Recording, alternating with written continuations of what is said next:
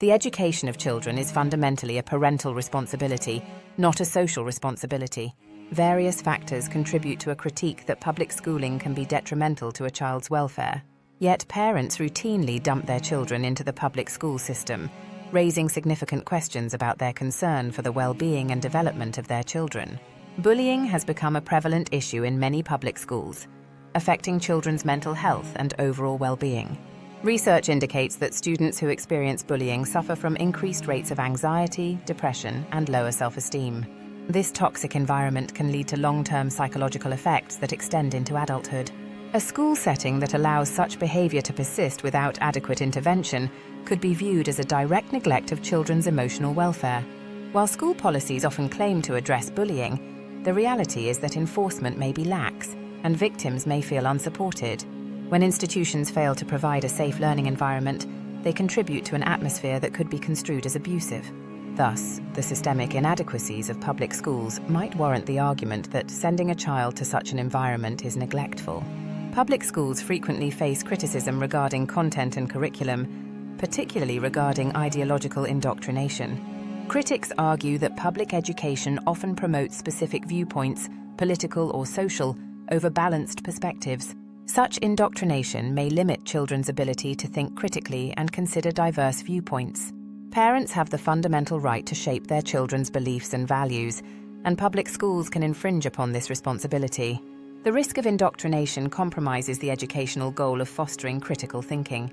When children are not exposed to a wide range of beliefs and opinions, they miss the opportunity to develop independent thought and reasoning.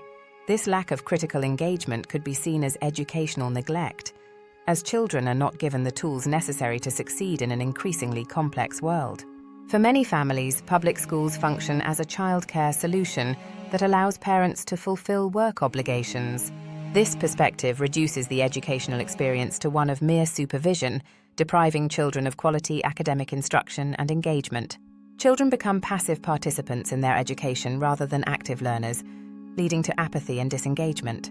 When parents rely on public schools for childcare rather than education, they may neglect their primary responsibility to foster their children's intellectual and moral development.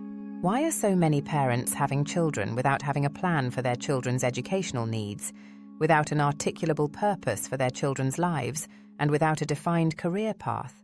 One's decision to voluntarily participate in the womb-to-school-to-prison pipeline is a personal choice, resulting in children paying the consequences.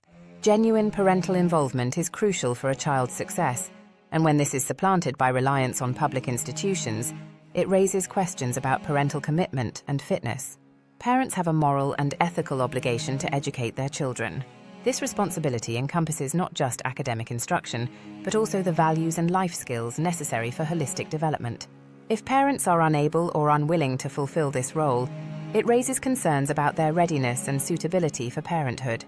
Parents should reconsider their capacity for raising children if they cannot provide an adequate education. Parenting requires a supportive, nurturing environment that fosters learning.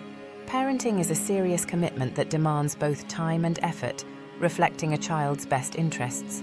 Placing children in public schools can sometimes constitute neglect and emotional harm. The issues of bullying, indoctrination, and the role of schools as caretakers rather than educators highlight critical areas of concern. Parental responsibilities in educating children are paramount. If parents are unable to engage in this essential duty, they must reflect on their readiness for parenthood.